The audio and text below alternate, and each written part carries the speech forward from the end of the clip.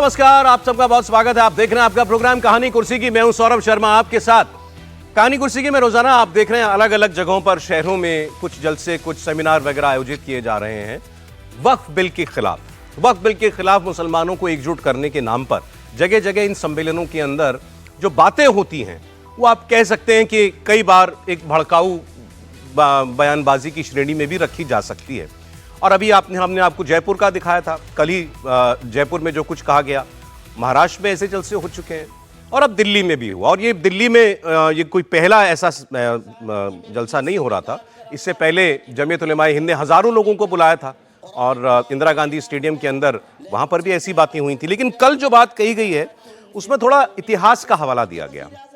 अच्छा, इतिहास के साथ आप छेड़छाड़ तो कर सकते हैं, लेकिन इतिहास तो जहां दर्ज है वहां दर्ज है, तो कोई ना कोई तो उसकी असलियत बता ही देता है।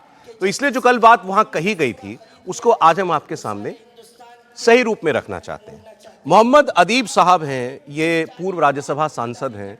ये जब शिवपाल यादव ने अपनी पार्टी बनाई थी तो उसमें भी चले गए थे, उससे पहले बसपा में भी रह चुके हैं, समाजवादी पार्टी में भी रह चुके हैं। इन्होंने कल एक बात कही। इन्होंने कहा कि जो आपके ऊपर हमला हो रहा है, मतलब मुसलमानों के ऊपर हमला हो रहा है, ये अभी तक का सबसे बड़ा हमला है वक्फ बिल के नाम पर।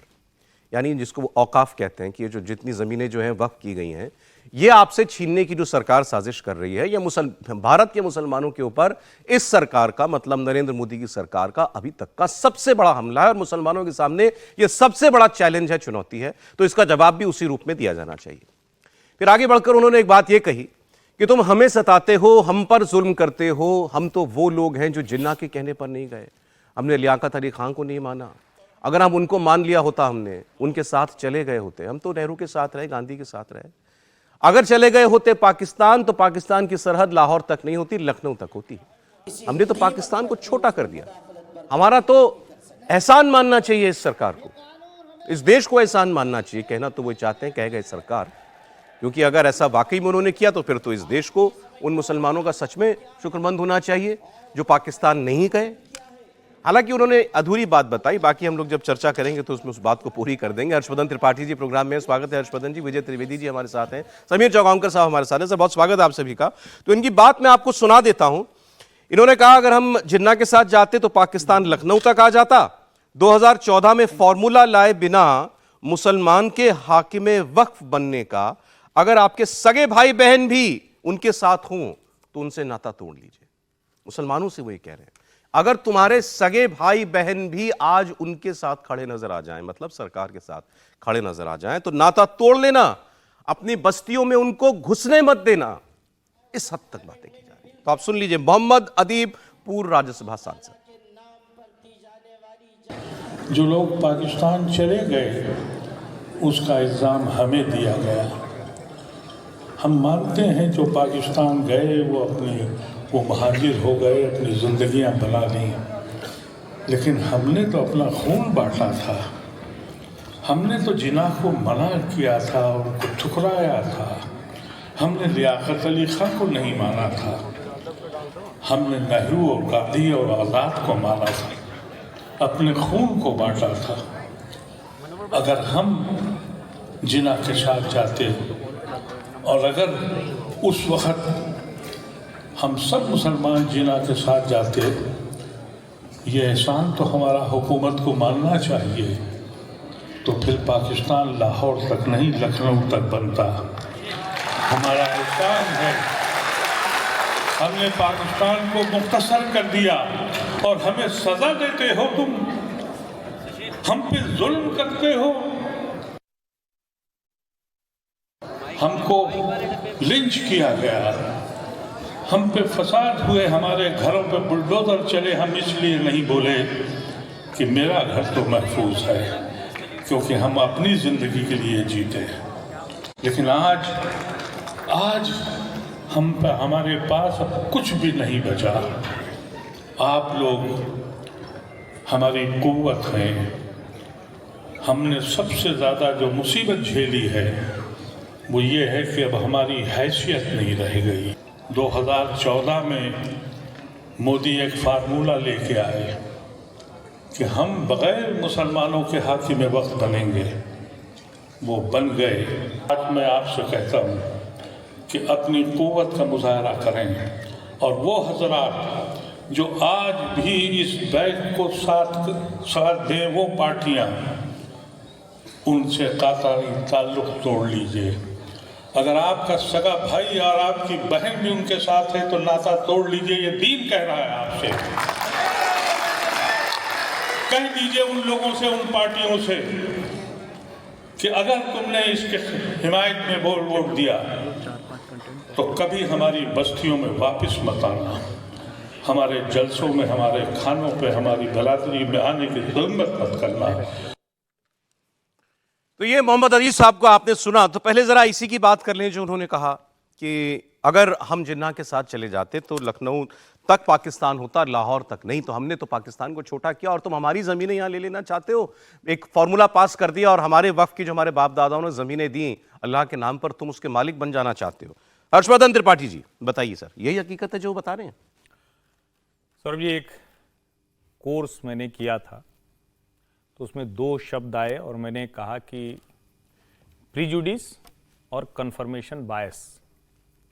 और मैंने उसमें कहा कि मेरे मन में एक, आप उसको प्रीजुडिस कह लीजिए, कन्फर्मेशन बायस कह लीजिए, जो भी कह लीजिए, वो ये है कि लिबरल आम तौर पर सबसे बड़ा फांसीवादी और कट्टर होता है।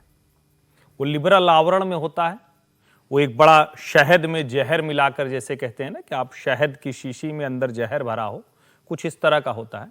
आप जरा सोचिए, भारतवर्ष की भूमि पर खड़ा होकर एक मुसलमान जो इस देश की उच्च सदन का प्रतिनिधि रहा हो, वो कह रहा है कि हुकूमत को हमारा एहसान मानना चाहिए। कौन हो भाई तुम? अगर भारत के तुम बेटे होते, भारत की संतान होते, भारत के नागरिक होते, संविधान को मानने वाले होते, लोकतंत्र में विश्वास होता, तो हुकूमत पे एहसान किस बात का? एहसान तो वही जताता है जो गैर होता है। एहसान वो जताता है जो कहीं से आया है, कह रहा है कि भाई हम तो, पड़ोसी एहसान जता सकता है ना, घर का आदमी कभी एहसान जता सकता है क्या? ये देश के सारे मुसलमानों को पड़ोसी बना देना चाह रहे हैं, किसी को भारत का नहीं बनाना चाह रहे। और कट्टरता का आलम देखिए, ये लोगों को ध्यान से सुनना चाहिए। अभी आपने जो कुछ आज कहानी कुर्सी के शुरू में सुना, जरा इसको फिर से सुनिए।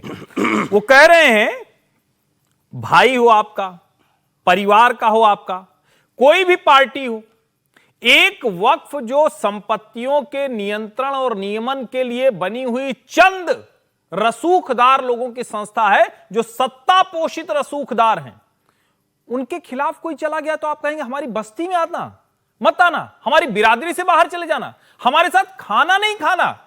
अच्छा, अब दोनों चीज है। एक तरफ तो आप एक वक्त पर इतनी सारी बात कर रहे हो, दूसरा कोई कह रहा है कि भाई हम तो खाते नहीं ये सब, तुम जो खाते हो तब कहते हो कि क्यों हमारे साथ अन्याय हो रहा है, क्यों हमारे साथ छुआछूत हो रही। इस देश को वक्फ के नाम पर एक नए सिरे से बांटा जा रहा है। और जो लोग ये भ्रम पाले बैठे हैं कि लाहौर लखनऊ तक होता, पाकिस्तान लाहौर के बजाय लखनऊ तक आ जाता, उनका भ्रम टूटना चाहिए। वो तो इंदिरा जी ने अंतर्राष्ट्रीय शर्तों का उल्लंघन नहीं किया, वरना 92,000 लोग सर उनका जमीन पर था और जमीन पर पांव हमारे सैनिकों के थे। इनका भ्रम टूट चुका है। लेकिन ये पाकिस्तान की बात हिंदुस्तान में रहकर मजबूती से करेंगे और उसके बाद कहेंगे हमें तो सब सारा कुछ तोहमत हमारे ऊपर लगाते हो। मुझे लगता है कि इस बहाने से वो चेहरे जिनके ऊपर कुछ और आवरण था, शहद उतर रही है, जहर सामने आ रहा है, सबको पता चल रहा है इस बहाने। लेकिन जो बात उन्होंने कह दी है, जरा बात है क्या सच में, वो भी तो पता चले। कि भाई उन्होंने कहा हम नहीं गए पाकिस्तान, ठीक बात है, वो नहीं गए पाकिस्तान, लेकिन जो लोग पाकिस्तान नहीं गए, क्या उन्होंने पाकिस्तान मांगा भी नहीं था? दोनों बातों में फर्क है, सोचिएगा सर। वो कह रहे हैं कि हम पाकिस्तान नहीं गए, मांगा किसने था? इसी इलाके के लोगों ने मांगा था, जहां वो खड़े होकर बात कर रहे हैं। जिन्ना के साथ सबसे ज्यादा इसी इलाके के लोग थे, इसी प्रोविंस के लोग थे, मुसलमान। बिल्कुल थे ना, पूरे सेंट्रल प्रोविंस के लोग थे। एक्चुअली यदि देखा जाए, यूपी एमपी सब मिला, संयुक्त प्रांत जिसको कहते थे, सेंट्रल प्रोविंस, संयुक्त प्रांत जिसे कहते हैं। एक तो अदीब साहब को मैं लंबे अरसे से जानता हूँ, मतलब वो अब हर्ष जी जिस तरह से कर रहे हैं उसी बात को मैं आगे बढ़ा रहा हूँ कि वो सेक्युलर छवि के साथ, एक मिठास के साथ बात करने वाले लोगों में से, राज्यसभा में भी वो उस तरह से बात कर रहे हैं। लेकिन जो बात कर रहे हैं उससे मेरे को बहुत ही ऐतराज़ वाली बात है। ये जब कहते हो ना आप एहसान कर रहे हैं, तो मैं इससे बहुत सहमत हूँ कि आप एहसान कर रहे हैं, इसका मतलब आप खुद को अपना मान ही नहीं रहे, इस मुल्क को अपना नहीं मान रहे। या जिस भी जगह जो घर होता है, घर को तो कोई एहसान करता नहीं, घर पर कोई एहसान करता है क्या? किस बात का एहसान कर रहे हैं कि हिंदुस्तान में? ये बात ठीक है कि, और ये बात बिल्कुल ठीक है कि मुसलमान जो लोग नहीं गए उन्होंने जिन्ना का साथ नहीं दिया, गांधी का साथ दिया, या जो भी लीडरशिप थी उसका साथ दिया, और मुल्क का साथ दिया, देश का साथ दिया, हिंदुस्तान का साथ दिया।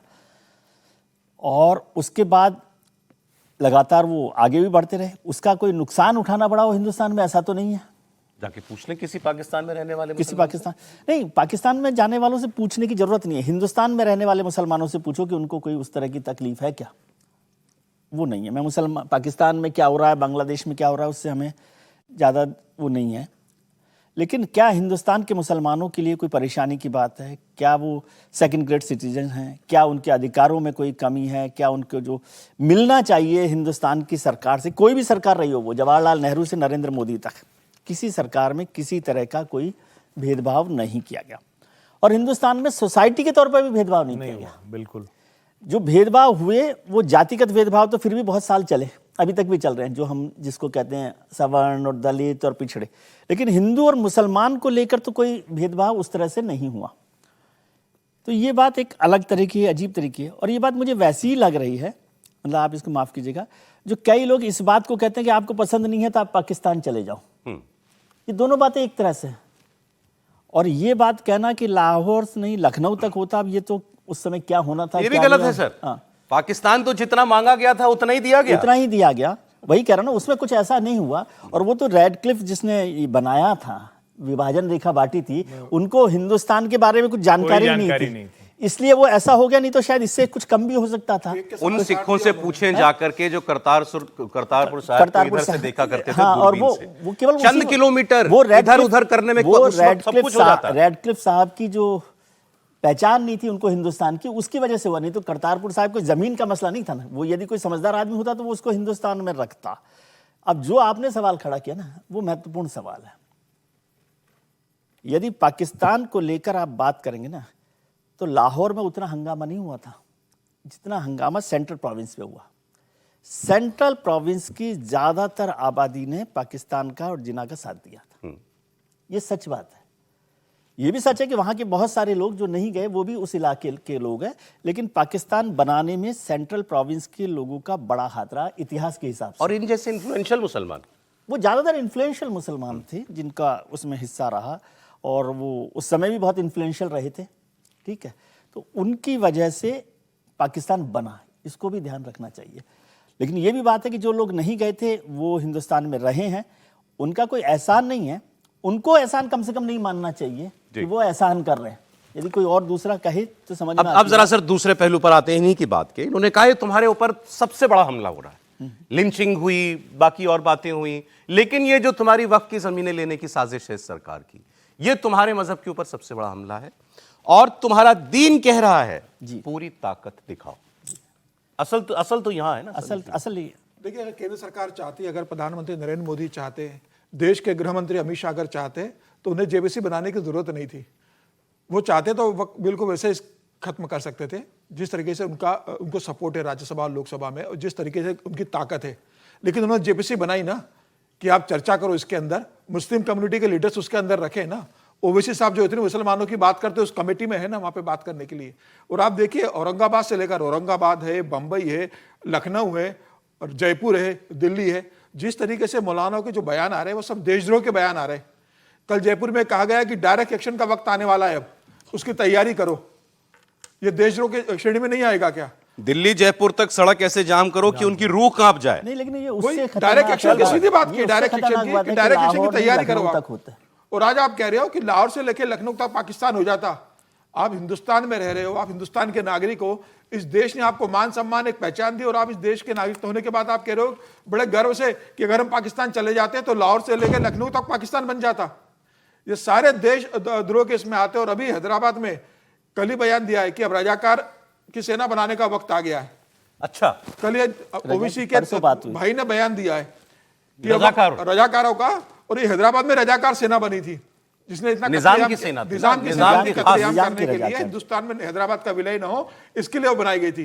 तो अब ओवैसी के भाई, उन्हीं के संतान कह रहे हैं कि अब रजाकार सेना बनाने का वक्त आ गया हिंदुस्तान के अंदर। वो भी खुल के आ गए, वरना उनको कोई रजाकार कहता था तो बड़े नाराज हो जाते थे। तो उनकी मानसिकता तो वही है ना, नाराज क्यों होते थे? उनकी मानसिकता उनकी मानसिकता को उजागर किया। और उनकी जो भावना है, जो हर्षवर्धन जी कह रहे हैं कि शहद के अंदर जो जहर है वो अब ये दिखने लगा है सबके अंदर, जितना शहर जहर भरा हुआ है, कि आप रजाकार सेना बनाने की बात कर रहे हो।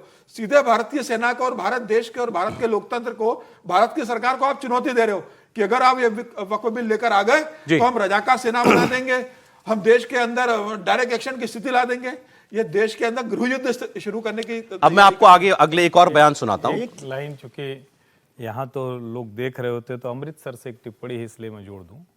वो कह रहे हैं कि अगर उत्तर प्रदेश के मुसलमान पाकिस्तान चले गए होते, थोड़ा रोल रिवर्सल भी कर दे, तो आज उत्तर प्रदेश दुनिया का सबसे समृद्ध इलाका होता, इतनी जमीनें होती, गुर्बत नहीं होती, और ये सारी मारकाट उत्तर प्रदेश में जो सर्वाधिक दंगे हुए कहां हुए, ये मैं उसके साथ जोड़ के बता रहा हूं।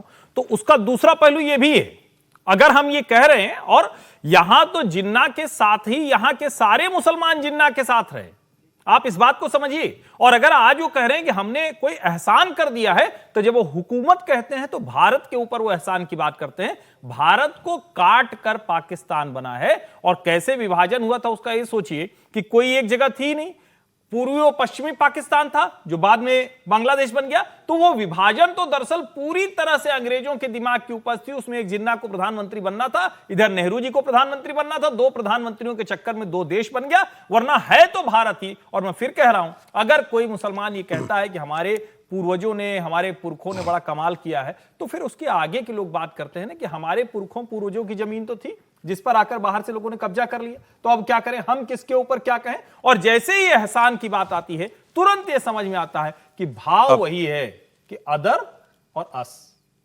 ये वाला मसला है। अब जरा आगे सुनिए साहब, जरा ये मोहम्मद लोगों को तो ये जो बहस करनी चाहिए, नहीं एक लाइन केवल कह रहा हूं कि अदीब साहब जैसे लोगों को तो ये बहस करनी चाहिए, क्योंकि वो रिप्रेजेंटेटिव रहे हैं, अपर हाउस में रहे हैं, बीएसपी एसपी में रहे हैं, कि ये गरीब मुसलमानों की लड़ाई की तरह से इसको देखिए, और हमें सरकार के साथ ये खड़ा होना चाहिए कि ये जमीन जो है गरीबों की कैसे हक में आए। आप सुन लेना सर, आगे जो बातें हो रही है, मुझे जैसा आप लोगों ने कहा, सर मैं आता हूं एक मिनट में, आप लोगों ने जैसे कहा, आपने कहा कि भाई बहुत सोफिस्टिकेटेड किस्म के आदमी है, तो उन्होंने अपनी जबान में अपने तरीके से कहा। कोई आदमी होता है सीधी सीधी बात कह देता है। अभी दूसरे वाले साहब वही हैं, मोहम्मद उबरान करके हैं, ये थे उसमें, उन्होंने कहा कि बुज़दिल और गद्दार अल्लाह को पसंद नहीं है, रात तुम्हारी है तो सुबह हमारी होगी। और फिर वही चोट बार बार नीतीश नायडू, ये हमारे वोटों से आए हैं, मुसलमानों ने इनको वोट देकर के यहां भेजा है, इतनी ताकत इनको दी है, और मोदी सरकार इनकी बैसाखियों पर चल रही है, इन्हें हमारा साथ देना ही होगा। सुनिए इनकी बात। कान खोल कर सुन लो कि जो मस्जिदों पर हाथ डालता है वो अल्लाह के गज़ब व इंतकाम को दावत देता है। आपने एक मस्जिद के ऊपर हाथ डाला, नतीजा ये है कि वहाँ आप इक़्तिदार से महरूम हो गए। अगर आप सारे मुल्क की मस्जिदों पर हाथ डालेंगे तो सुन लीजिए, कातिब तकदीर आपके लिए ज़वाल की दास्तान मुक़द्दर कर देगा। इस हकीकत को समझ लीजिए कि मदारिस और मसाजिद और हमारे इदारे ये वक्फ जायदादें हैं जो मुल्क के तूलो अर्ज में बिखरी हुई हैं, और वक्फ अमेंडमेंट बिल आने के बाद इन वक्फ जायदादों की हिफाजत मुश्किल हो जाएगी, किसी भी वक्त कहीं भी कार्रवाई होगी। हमें बिल मंजूर नहीं है। इसके बावजूद अगर हुकूमत वक्त मनमाने तरीके पर इस बिल को नाफिज करने की कोशिश करेगी तो उस वक्त all India Muslim personal law board कोई बड़ा फैसला कर सकता है, कोई अवामी बेदारी के सिलसिले में या कोई बड़े एहतजाज के सिलसिले में इक़दाम किया जा सकता है। उस वक्त ज़रूरत होगी कि आप पूरी तवानाई और जज्बे के साथ आगे आएँ और बताएं कि ये मिल्लत जिंदा है और ताबिंदा है। आप बताइए कि आप औकाफ के तहफ़्फ़ुज़ के लिए मुस्लिम पर्सनल लॉ बोर्ड का साथ देंगे इंशाअल्लाह। आप जज्बे और हिम्मत के साथ आगे बढ़िए, घबराइए नहीं, हुकूमतों का खौफ न पैदा कीजिए, हुकूमतों को कायम करने वाले अल्लाह का डर पैदा कीजिए। और सुन लीजिए, ला तहिनू वला तहज़नू व अंतुमुल आलौना इन कुंतुम मुमिनीन। गम न करो, फिक्र न करो, अगर तुम मोमिन हो, तुम्हारे अंदर वहदत व इज्तिमाइयत है, तुम्हारे अंदर अपनी क़ियादत पर एतमाद है, तुम्हारे अंदर मोमिनाना सिफ़ात है, तो फिर तुमको कोई शिकस्त नहीं दे सकता, तुम पर कोई गालिब नहीं आ सकता। तुमको कोई मगलूब नहीं कर सकता। मेरे भाइयों, आज के इन मुश्किल हालात में हमें वहदत व इज्तिमाइयत की क़ुव्वत के साथ, पूरी तवानाई के साथ खड़े रहना है और अपने हक के लिए आवाज़ बुलंद करनी है। नारे तकबीर, नारे तकबीर। ये मौलाना उमरैन महफूज रहमानी, ये सचिव हैं all India Muslim personal law board के। और ये क्या उन्होंने क्या कहा? तुमने एक मस्जिद पर हाथ डाला था, मतलब अयोध्या में बाबरी मस्जिद पर, तो तुम्हें वहां शिकस्त मिली। अब तुम पूरे मुल्क के अंदर, पूरे देश के अंदर मस्जिदों पर हाथ डालना चाहते हो, तो समझ लो तुम्हारा अंजाम क्या होगा। अल्लाह इंतकाम लेता है। देखिए, मैं तो शब्द जो है ना उसको सुन रहा हूं तो मुझे लगता है कि संकट बड़ा है भाई भारत में। दीन के साथ रहो, न संविधान न लोकतंत्र। मस्जिद पे हाथ डाला, किसने हाथ डाला भाई? मस्जिद तोड़कर बनाई गई थी, मस्जिद में नमाज तक नहीं होती थी। ये कहा जाता है कि जिस जगह पर नमाज नहीं होती वो स्थान रह ही नहीं जाता, पाकिस्तान नहीं रह जाता। जहां कुछ तोड़कर बनाया गया हो वहां तो पाक हो ही नहीं सकता, मस्जिद पाक नहीं हो सकती, इबादत की जगह नहीं हो सकती। अब उससे आगे लोअर कोर्ट से सुप्रीम कोर्ट तक गए, हमने लंबा रास्ता तय किया। आप इसकी कल्पना कीजिए, लोअर कोर्ट वाला छोड़ दीजिए, 2010 में इलाहाबाद उच्च न्यायालय का निर्णय आ गया था, 19 लग गया आते आते। लेकिन क्या भारत में किसी ने कहा कि ना ना, एकदम अब पूरी तरह से सब खत्म कर दो, बातचीत बंद कर दो, उठना बैठना बंद कर दो, खाना पीना बंद कर दो? और फिर किसी ने यह भी कहा क्या कि पुरुषार्थ नहीं है तुम्हारे अंदर? क्या नहीं, सबने कहा न्यायालय जो निर्णय करेगा वो हम मानेंगे। यहां तक कि कपिल सिब्बल साहब चले गए थे ये कहते हुए कि अगर ये बन गया, ये निर्णय आ गया, तो क्या होगा? नरेंद्र मोदी को ज्यादा शक्ति मिल जाएगी। शक्ति तो ज्यादा मिल गई बिना निर्णय आए भी। इसीलिए मैं कह रहा हूं कि ये सारे आयोजन क्या डेमोक्रेटिक सेटअप के साथ हैं? क्या सवाल ये खड़ा होना चाहिए। जितनी बातें हो रही हैं, और जो कल मैंने कहा था, आज फिर से वो अभी जब चल रहा था, वो बड़ा अच्छा चल रहा था, उसको चलाना चाहिए। कौन है अदीब साहब? पूर्व राज्यसभा हैं, बसपा सपा सब में रहे हैं। कौन है इमरान प्रतापगढ़ी? कांग्रेस के राज्यसभा सांसद हैं, प्रियंका राहुल के आजकल बड़ा नजदीकी हैं। ये अतीक के लिए बढ़िया उनकी शान में शायरी भी किया करते थे। कौन है साहब? मतलब जो पूरा जो मंच पर है वो किसी सो कॉल्ड सेकुलर पार्टी से आकर वहां बैठ गए। यानी ये पूरा जमावड़ा जो वक्फ का है, ये देश के दूसरे लोगों को समझना चाहिए। जैसे वो कह रहे हैं कि वोट मत देना, हमारे वोट से बने हो, तो जिन लोगों को लगता है कि वक्फ नहीं होना चाहिए वो भी जरा सोचें कि इन मंचों पर कौन लोग हैं। जी सर, और ये तो खुलेआम जिक्र कर रहे हैं इस बातों का। केरल के वायनाड में क्या हो रहा है सर? घर घर संदेश दिया जा रहा है कि बहन के हाथ मजबूत करो, भाई वहां पर है, बहन को भी वहां भेजो, वक्फ बिल के खिलाफ लड़ाई लड़नी है लोकसभा, प्रियंका गांधी के लिए। तो घर घर ये मैसेज दिया जा रहा है मुसलमानों की तरफ से कि बहन की ताकत को मजबूत करो, भाई पहले पहुंच चुका है, वक्फ बिल के अलावा लोकसभा में अगर रुकवाना है तो प्रियंका गांधी को लोकसभा भेजना है। ये भी एक झूठ बोला जा रहा है फिर तो उनसे, तो ये प्रियंका जी के जाने से जाने गजब हो जाएगा और ये बिल रुक जाएगा। वहां घर घर ये मैसेज दिया जा रहा है कि प्रियंका गांधी लोकसभा जाएगी, भाई पहले से लोकसभा में है, बहन भी चली जाएगी, तो भाई बहन मिलकर लोकसभा के अंदर वक्फ बिल को पास नहीं होने देंगे, कांग्रेस की ताकत वहां बढ़ेगी। तो ये इस तरीके से जो दरवाजे के पीछे और बंद कमरे में कोशिश हो रही है, उस सरेआम मंचों से जिस तरीके से देख लेने की धमकी दी जा रही है, देशद्रोह की बातें की जा रही है, मुझे लग रहा है गृह मंत्रालय को उसे गंभीरता से लेना चाहिए। ये सीधे सीधे देशद्रोह का मामला बनता है। अब सर, जिसको जो करना है वो तो कर रहा है। असल इम्तिहान तो सरकार का तब आएगा जब बिल पास कराने की नौबत आएगी, इसको देश में लागू कराने की बात होगी, कि तब सरकार क्या करती है।